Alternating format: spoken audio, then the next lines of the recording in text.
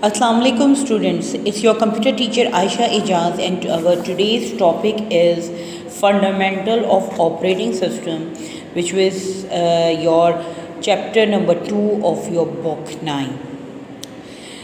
Now in previous class we have already discussed that what is operating system and why we need it. Let us revise it.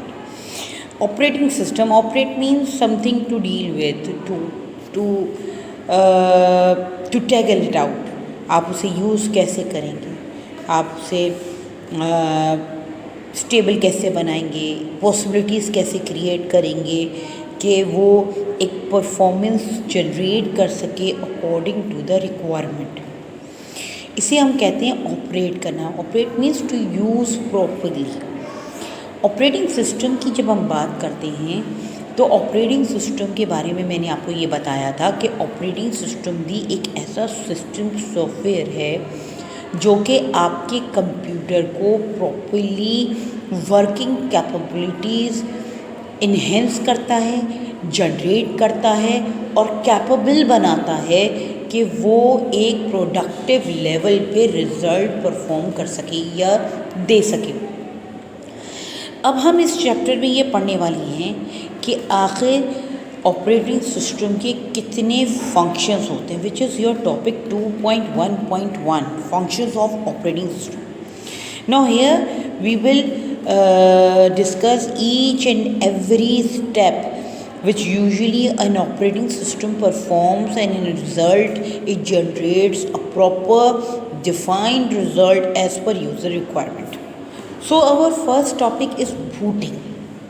Now booting, what is booting? Booting is a process of loading operating system. When we switch on the computer, the first thing that happens is from your ROM you are having a software that is called firmware. What is firmware? firmware एक ऐसा software है जिसमें वो initial instructions होती हैं जो कि आपके डिफाइंड मेमोरी लोकेशन, आपकी सेकेंडरी मेमोरी लोकेशंस को आइडेंटिफाई करवाता है कि उस लोकेशन से ऑपरेटिंग सिस्टम को अपलोड करवाया जाए आपकी रैम में. हम ऑलरेडी ये बात पढ़ चुके हैं कि रैम एक ऐसी वॉलेटाइल मेमोरी है जिसमें वो डेटा सेव होता है जिस पे काम हो रहा हो. हम ये भी पढ़ चुके हैं कि ऑपरेटिंग सिस्टम एक ऐसा सॉफ्टवेयर है जिसके बग़ैर आपका कंप्यूटर जो है वो एग्जीक्यूशन प्रोसेस परफॉर्म नहीं कर सकता, क्योंकि ये ओवरऑल मैनेजिंग और वर्किंग सॉफ्टवेयर है जो कि कंट्रोल कर रहा होता है आपके हर एक ऑपरेशन को जो आपके कंप्यूटर पे हो रहा है. तो बूटिंग एक ऐसा प्रोसेस है जिसमें आप लोड करवा रहे होते हैं अपने ऑपरेटिंग सिस्टम को from your secondary storage device into your RAM. अब बूटिंग जो है वो दो तरह की होती है. एक होती है कोल्ड बूटिंग और एक होती है वार्म बूटिंग. कोल्ड बूटिंग क्या होती है? जब आप अपना कंप्यूटर ऑन करते हैं, स्विच ऑन करते हैं, तो जो पूरा एक प्रोसेस चलता है कि रोम जो है वो आइडेंटिफाई करता है कि आप कौन से सिस्टम, आप सेकेंडरी स्टोरेज से, चाहे वो आपकी हार्ड डिस्क है, यूएसबी है, सीडी रोम से आप सीडीज़ के थ्रू आपको उठाना है, तो वो आइडेंटिफाई करता है कि किस लोकेशन से ऑपरेटिंग सिस्टम जो है वो लोड होगा. वो ऑपरेटिंग सिस्टम जो है वो आपके रैम में जाकर अपलोड हो रहा होता है और उसके साथ साथ एडिशनल कमांड प्रोग्राम्स भी अपलोड हो रहे होते हैं आपकी रैम में, जिसे हम कोल्ड बूटिंग कहते हैं. वार्म बूटिंग क्या होती है? वार्म बूटिंग एक ऐसा प्रोसेस है कि जैसे कि आपके कंप्यूटर रन होते होते उसकी स्पीड स्लो हो जाए या आपका कोई प्रोग्राम स्टक हो जाए, तो हम कंट्रोल ऑल्टर डिलीट के बटन जब दबाते हैं 2 से 3 मरतबा, तो हमारा ऑटोमेटिकली जो सिस्टम है वो इंस्टॉल होना शुरू होता है, या जिसे कहते हैं कि रिफ्रेश होना शुरू हो जाता है और दोबारा से रीजनरेट करता है आपके सारे प्रोग्राम्स को, और ऑपरेटिंग सिस्टम भी दोबारा रीलोड होता है। लेकिन इसमें फ़र्क क्या होता है? इसमें फ़र्क ये होता है कि एग्जिस्टेंस प्रोग्राम जो रन हो रहे होते हैं वो आपकी रैम पे से तो हट जाते हैं, लेकिन आपकी कैशे मेमोरी में जाकर सेव हो जाते हैं। ये कैशे मेमोरी जो है वो आपकी एक तरह की टेम्परेरी मेमोरी ही कहलाती है, जो कि इन सपोर्ट ऑफ आप ALU और आपकी रैम के दरमियान लोकेटेड होती है। Now these are the 2 types of booting. So booting क्या है? Booting is a process of uploading operating system into your RAM whenever a computer is switched off or refreshed or reloaded. Now section 1 is resource management. Resource management क्या होता है? जब आपका operating system जो है वो ऑन होता है तो वो आपके सारी, चाहे वो आपका सॉफ्टवेयर हो या हार्डवेयर हो, आपको पता है कि हमारा ऑपरेटिंग सिस्टम जो है वो एक ब्रिज की तरह काम कर रहा होता है, जिसके बिहाफ पर वो आपके हार्डवेयर कंपोनेंट्स को कैपेबल बनाता है कि सॉफ्टवेयर से आने वाली, एप्लीकेशन सॉफ्टवेयर से आने वाली या कमांड लाइन या कमांड्स के थ्रू आने वाली इंस्ट्रक्शंस को परफॉर्म करवा सके आपके हार्डवेयर कंपोनेंट्स से। तो आपका ऑपरेटिंग सिस्टम क्या करता है कि डिफरेंट रिसोर्सेज, चाहे वो आपका सॉफ्टवेयर हो चाहे वो आपके हार्डवेयर हो, उनको एलोकेट करता है, रिजर्व करवाता है डिफरेंट ऑपरेशंस के लिए जो कि परफॉर्म होने होती हैं आपके सिस्टम पे। चाहे वो आपकी मेमोरी लोकेशन को रिजर्व करवाना हो किसी भी डेटा या प्रोग्राम के लिए, या किसी भी इनपुट आउटपुट डिवाइसेस को एक्टिवेट करना हो, रीजनरेट करना हो, आपके नेटवर्क पे कोई डेटा जो है वो, उसके लिए आपको किसी भी मॉडेम की या आपके नेटवर्क इंटरफेस कंट्रोलर को एक्टिवेट करना हो, तो ऑपरेटिंग सिस्टम क्या कर रहा होता है कि वो हर एक हार्डवेयर डिवाइस को और आपके सॉफ्टवेयर्स को एक्टिवेट करता है, एलोकेट करता है और उसके बिहाफ पर कोई भी ऑपरेशन परफॉर्म करवा रहा होता है। नेक्स्ट है यूज़र इंटरफेस और कमांड इंटरप्रेटर। आपका ऑपरेटिंग सिस्टम, मैंने आपसे फिर कहा कि आपका ऑपरेटिंग सिस्टम जो है वो यूज़र इंटरफेस मैंने आपसे कहा था कि interface means then interlinking, having a communication between 2 boundaries. 2 individuals के दरमियान जब हम लिंक क्रिएट करते हैं, कम्युनिकेशन लेवल क्रिएट करते हैं, उसे हम इंटरफेस कहते हैं। इंटरफेस क्या मतलब? यूज़र इंटरफेस क्रिएट करना, कि एक ब्रिज क्रिएट कर रहा होता है, यूज़र से आने वाली हर एक इंस्ट्रक्शंस को ट्रांसलेट करता है आपके दूसरे सॉफ्टवेयर के हिसाब से और हार्डवेयर कंपोनेंट के हिसाब से, ताकि आपके वो सॉफ्टवेयर्स और वो हार्डवेयर जो हैं वो कैपेबल हो जाएं किसी भी ऑपरेशन को परफॉर्म करने के लिए या किसी भी वर्किंग को जनरेट करने के लिए, जिसके अगेंस्ट में आपको कोई भी रिजल्ट जो है वो मिलता है। Now next one is memory management.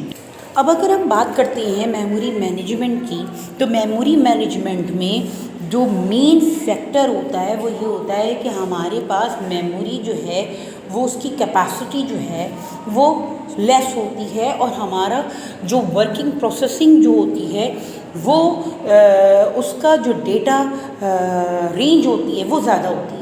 अब आपका ऑपरेटिंग सिस्टम जो है वो आपके इस डेटा को मैनेज कैसे करता है या इंगेज कैसे करता है आपकी मेमोरी लोकेशंस पे। तो यहाँ एक प्रोसेस जो बहुत इम्पॉर्टेंट है उसे हम कहते हैं स्वीपिंग। स्वीपिंग में क्या हो रहा होता है कि आपका मेन मेमोरी में एक पर्टिकुलर जो आपकी लोकेशंस होती हैं उसे रिजर्व करवाया जाता है नंबर्स ऑफ प्रोग्राम्स के लिए, और उसकी सपोर्ट के लिए आपके सेकेंडरी स्टोरेज डिवाइसेस को भी इंगेज किया जाता है। ये यूँ कह सकते हैं कि सेकेंडरी स्टोरेज डिवाइसेस की कुछ पार्टीशंस को इंगेज करते हैं ताकि आपका प्रोसेस का डेटा जो है इन बिटवीन मेन मेमोरी और सेकेंडरी स्टोरेज डिवाइसेस जो हैं वो स्विप हो सकें, जिसके बिहाफ पर आपका एक प्रोसेस दूसरे प्रोसेस को ओवरकम करने के लिए या उसकी पोजीशन को इंगेज करने के लिए पहले वाले प्रोसेस को सेकेंडरी स्टोरेज डिवाइसेस में रिज़र्व करवाता है और फिर उसे दोबारा रिकॉल करवाता है ताकि एक पर्टिकुलर प्रोसेस अपनी एक जिसे आप कहते हैं एक टर्न अप पे रहे, एक आपका जो साइकिल है वो मेंटेन रहे, जिससे ये पता ना चले कि कोई भी काम जो है वो एक साथ नहीं हो रहा। बिल्कुल उसी तरह जैसे कि हमने मल्टीटास्किंग में पढ़ा था कि हमारे पास डिफरेंट डेटा जो है वो एक वक्त में प्रोसेस हो रहा होता है, तो लेकिन हमारी रैम की कैपेसिटी जो है वो कम होती है। वो उसका मायने ये होती हैं या वो हो कैसे रही होती है कि आपका मेन मेमोरी और आपकी सेकेंडरी स्टोरेज डिवाइसेस दोनों एक साथ इस्तेमाल हो रही होती हैं, जिसके बिहाफ पर ये पता ही नहीं चलता कि आपका डेटा एक के बाद दूसरे में ओवरराइट हो रहा है, जिसकी वजह से इंटरप्शंस भी नहीं आती और आपको मेमोरी एलोकेशन प्रॉब्लम्स नहीं होती। तो ऑपरेटिंग सिस्टम ये सारा प्रोसेस जिसे कहते हैं ना ऑपरेट कर रहा होता है, जनरेट कर रहा होता है और मैनेज कर रहा होता है आपके डेटा की sweeping from main memory to secondary memory and again relocating and allotting of main memory for the same process. तो ये तो हो गया आपका कि आपका मेमोरी मैनेजमेंट आपका ऑपरेटिंग सिस्टम किस तरह से कर रहा होता है। अब नेक्स्ट है आपका input output management.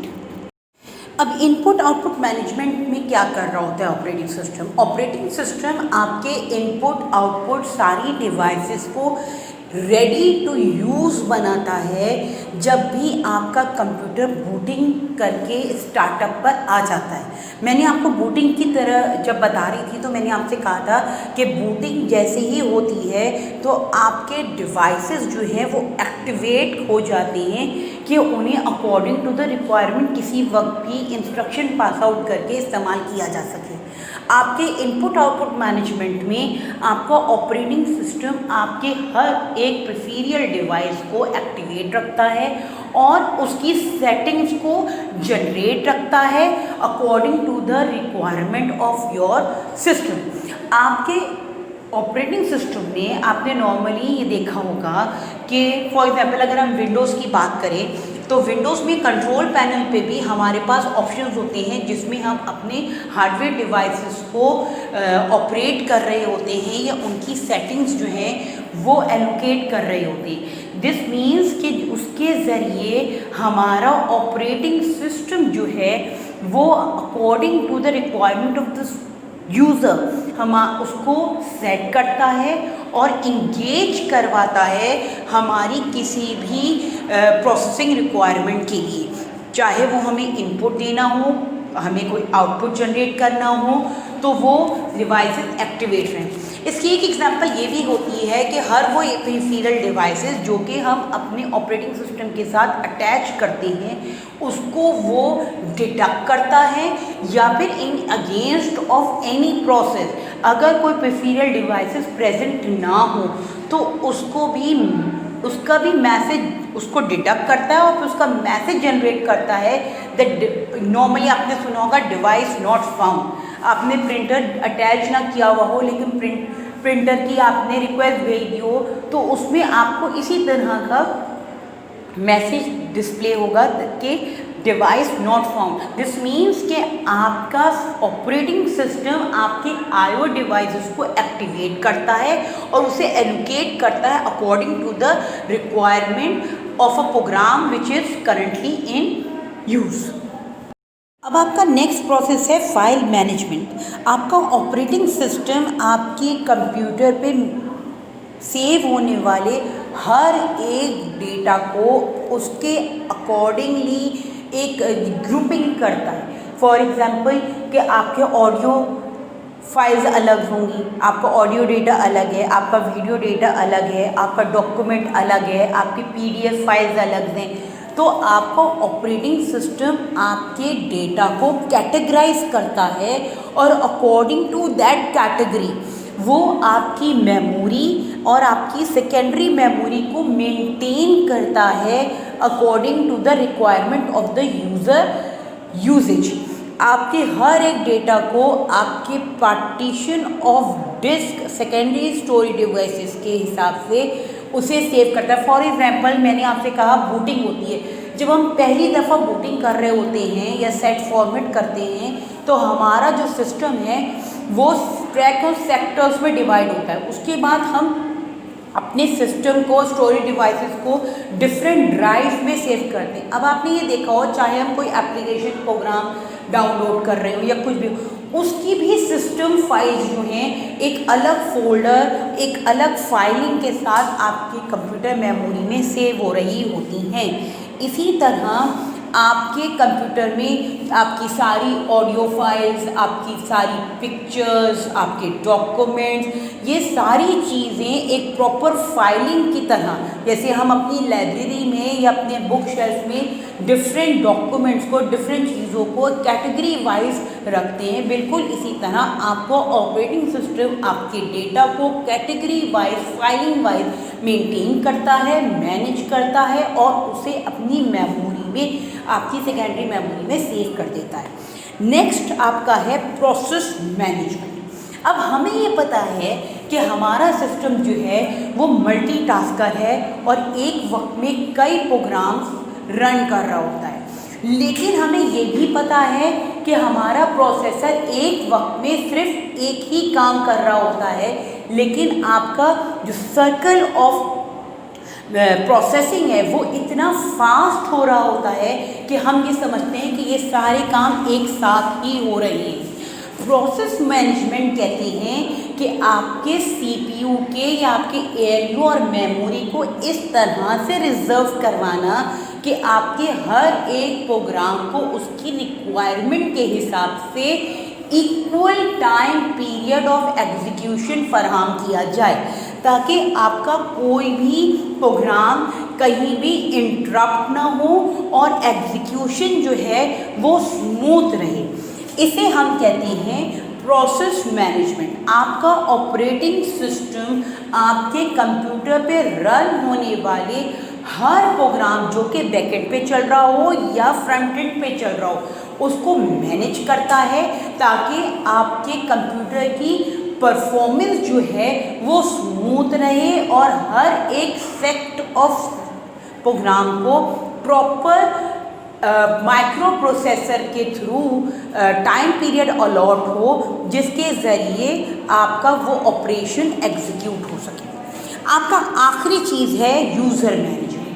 User management आपका ऑपरेटिंग सिस्टम जब हम इस्तेमाल करते हैं तो हमारे पास different range of operating systems हैं।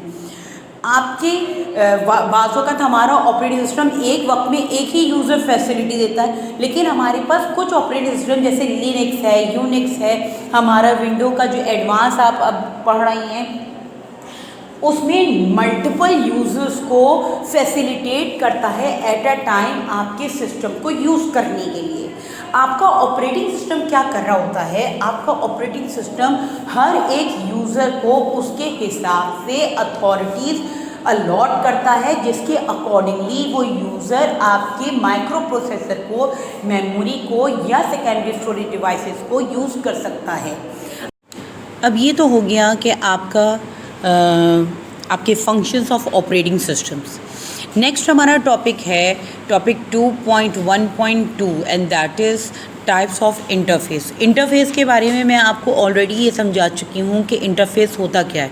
Interface is a connectivity between two individuals कि जहाँ आप कम्युनिकेशन गैप जो है वो ओवरकम करते हैं, कम्युनिकेशन पाथ बनाते हैं, उसे आप इंटरफेस कहते हैं। अब there are two types of interfaces in your computer system when we talk about operating system. एक आपका है कमांड लाइन इंटरफेस और दूसरा है graphical user interface. Command line interface में हो क्या रहा होता है? कमांड लाइन इंटरफेस में आप अपने यूज़र को से इंस्ट्रक्शंस लेते हैं एक ऐसे एडिटर के थ्रू जिसमें आप पर्टिकुलर कोडिंग के हिसाब से कोई भी इंस्ट्रक्शंस जो हैं पास आउट कर सकते हैं। For example DOS operating system का अपना एक एडिटर होता है जिस पर रहते हुए हम कोई भी इंस्ट्रक्शन, फॉर एग्जांपल आपने इस्तेमाल किया CLS command, date command, dir command और बहुत ऐसी कमांड जो आपने नॉर्मली यूज़ की होंगी, वो हम कमांड लाइन इंटरफेस के ज़रिए जो है वो पास आउट कर रहे होते हैं अपने कंप्यूटर को, जिसके ज़रिए आपका ऑपरेटिंग सिस्टम कोई भी फंक्शनैलिटी परफॉर्म कर रहा है।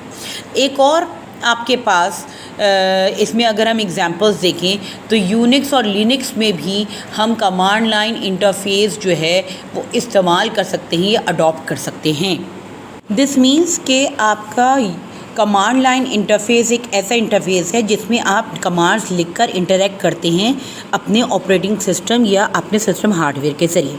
अब ग्राफिकल यूज़र इंटरफेस क्या है? ग्राफिकल यूज़र इंटरफेस एक ऐसा कम्युनिकेशन पाथ है या आप ये कह दीजिए कि ऐसा कम्युनिकेशन मेथड है जिसमें आप डिफरेंट ग्राफिकल रिप्रेजेंटेटेड पिक्चर्स को अपने स्क्रीन पर मौजूद देखते हैं और जब हम उन पर्टिकुलर ग्राफिकल पिक्चर्स को सेलेक्ट करते हैं या फिर पॉइंट आउट करते हैं तो एक पर्टिकुलर कोडिंग जो है वो बैकएंड पे रन हो जाती है, जिसके बिहाफ पर कोई भी एग्जीक्यूशन या कोई भी वर्किंग हो रही होती है आपके ऑपरेटिंग सिस्टम से। आपका ऑपरेटिंग सिस्टम जो है उन ग्राफिकल रिप्रेजेंटेशंस के थ्रू जो है कोई भी इंस्ट्रक्शंस जो है वो एक्टिवेट और डीएक्टिवेट करता है। इसे हम कहते हैं ग्राफिकल यूज़र इंटरफेस। विंडोज़ है, इनफैक्ट आपका लिनक्स है, अबंडन है, ये वो ऑपरेटिंग सिस्टम है जिसमें आप ग्राफिकल यूज़र इंटरफेस जो है वो इस्तेमाल कर सकते हैं। Now your next topic is types of operating system. Now let's see how many types of operating system are there. Single user and multiple user, batch processing operating system, time sharing operating system, and real time operating system are the systems which we are going to study in this session. Now let's begin with single user and multiple user graph operating system. अब single user operating system वो operating systems होते हैं जो कि किसी एक user को at a time facilitate कर रहे होते हैं। फॉर एग्ज़ाम्पल आपका डॉस, आपका विंडो 98, ये आपके ऐसे ऑपरेटिंग सिस्टम है जो एक वक्त में सिर्फ एक ही यूज़र को जो है फैसिलिटेट कर रहे होते हैं। आप एक प्रोसेसर पे रहते हुए वो नंबर ऑफ़ ऑपरेटिंग सिस्टम को मतलब ये कि नंबर ऑफ़ यूज़र्स को जो है वो इंस्टॉल नहीं कर सकते। मल्टीपल ऑपरेटिंग सिस्टम किसे कहते हैं? मल्टीपल यूज़र ऑपरेटिंग सिस्टम, जिसमें आप नंबर ऑफ़ टर्मिनल्स के ज़रिए आप डिफरेंट यूज़र्स जो हैं आपके वो एक ही सिस्टम, एक ही ऑपरेटिंग सिस्टम को जो है वो ऑपरेट कर सकते हैं या उसके थ्रू फैसिलिटेट हो सकते हैं। इसे हम कहते हैं मल्टीपल यूज़र ऑपरेटिंग सिस्टम। अब आपका नेक्स्ट जो ऑपरेटिंग सिस्टम है वो है batch processing operating system. Batch processing operating system जो है उसमें होता क्या है कि आपका यूज़र जो है वो मिनिमम इंटरेक्शन रखता है आपके कंप्यूटर के साथ। आपके डिफरेंट यूज़र्स की जो रिक्वायरमेंट्स होती हैं वो डिफरेंट जॉब्स जाकर आपके ऑपरेटर तक पहुंचता है। आपका ऑपरेटर उन जॉब्स में से सिमिलर जॉब्स जो हैं वो एक पार्टीशंस करना शुरू कर देता है। जैसे कि अगर मैं एज अ टीचर कहूँ कि मैंने साइंस की कॉपीज़ अलग रख दी, मैंने मैथ की कॉपीज़ अलग रख दी, मैंने बायो की अलग रख दी, मैंने फ़िज़िक्स की अलग रख दी। अब वो फिर उसके बाद जो सिमिलर कॉपीज़ रख दी अब उनको फिर आगे बढ़ा दिया, आपको प्रोसेसर पे डाल दिया कि अब एक साथ आप पहले आपने मैथ की सारी जल्दी कर ली, फिर उसकी दूसरी की कर ली, फिर तीसरे की कर ली। बिल्कुल इसी तरह से आपका बैच प्रोसेस सिस्टम जो है वो सिमिलर जॉब्स की एक बंडल्स क्रिएट कर देता है और फिर उन बंडल्स को फिर आगे कंप्यूटर तक जो है वो सेंड करता है। अब इसमें क्या होता है कि जब एक तरह के ऑपरेशंस जो हैं वो डिफरेंट बंडल्स में आगे जाते हैं तो उनको एग्जीक्यूट करना एक के बाद दूसरा, दूसरे के बाद तीसरा आसान हो जाता है और आपका जो शेयरिंग टाइम पीरियड है आपके डिफरेंट यूज़र्स के दरमियान आपके प्रोसेसर का वो भी जो है वो आसान हो जाता है और आपकी जो टाइम पीरियड ऑफ शेयरिंग है एक दूसरे एक के बाद दूसरे ऑपरेशन पे, वो भी कम हो जाती है, जिसकी वजह से इंटरप्शन और डिले जो है वो ख़त्म हो जाता है। अब नेक्स्ट आपकी टाइप है time sharing operating system. Time sharing operating system क्या होता है? जैसे मैंने आपको मेमोरी मैनेजर ने बताया था कि एक काम किया, फिर दूसरा काम किया, फिर तीसरा काम किया। प्रोसेस मैनेजमेंट में आपको बताया था कि हर एक प्रोसेस जो है, प्रोसेस मैनेजमेंट में ऑपरेटिंग सिस्टम जो है वो हर एक टास्क को, हर एक यूज़र को जो है वो प्रॉपर शेयरिंग दे रहा होता है, हर टास्क को एक प्रॉपर शेयरिंग दे रहा होता है टाइम पीरियड की आपकी प्रोसेसर पे, जिसके ज़रिए आपके डिफरेंट टास्क जो हैं वो ऑपरेट हो रहे होते हैं। इसी तरह टाइम शेयरिंग ऑपरेटिंग सिस्टम क्या करता है कि डिफरेंट यूज़र्स से आने वाली रिक्वेस्ट को, चाहे वो यूज़र्स हों, मल्टीपल यूज़र्स हों, या एक ही यूज़र के मल्टीपल टास्क एक ही टाइम पीरियड पे एग्जीक्यूट हो रहे हों, करता क्या है कि हर एक जॉब को वो एक प्रॉपर टाइम स्लॉट जो है वो अलॉट कर देता है और टर्न बाय टर्न शिफ्ट करता जाता है एक जॉब से दूसरे जॉब पे, जिसके थ्रू फिर सारी प्रोसेसिंग जो है वो आपकी कंप्लीट हो जाती है और वो हर एक का टास्क जो है वो अपने मुकर्रर वक्त पर एक टाइम स्लॉट में कंप्लीट हो जाता है। आपका नेक्स्ट टाइप है रियल टाइम ऑपरेटिंग सिस्टम। अब रियल टाइम ऑपरेटिंग सिस्टम क्या कर रहा होता है?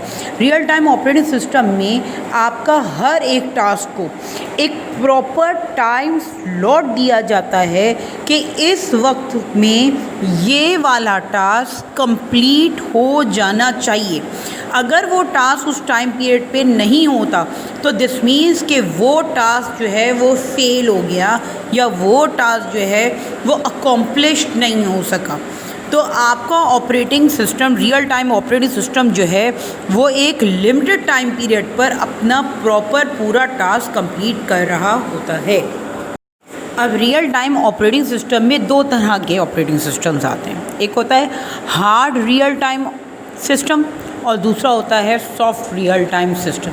हार्ड रियल टाइम सिस्टम क्या होता है? जिसका टाइम स्लॉट जो है वो रफ़ एंड टफ है कि बहुत ही क्रिटिकल जॉब्स जो हैं वो उसे परफॉर्म करनी होती है। फॉर एग्ज़ाम्पल मिसाइल, आपका एयर कंट्रोल है, आपका सैटेलाइट का कंट्रोल है, ये क्या है कि एक पर्टिकुलर टाइम स्लॉट के हिसाब से कोई भी टास्क जो है वो परफॉर्म हो रहा होता है, और अगर आप उस एक पर्टिकुलर टाइम पीरियड के हिसाब से नहीं चलते तो आपका जो रिज़ल्ट है वो जनरेट नहीं होता और आपका सिस्टम जो है वो फ्लॉप हो जाता है। सॉफ्ट रियल टाइम सिस्टम किसे कहेंगे?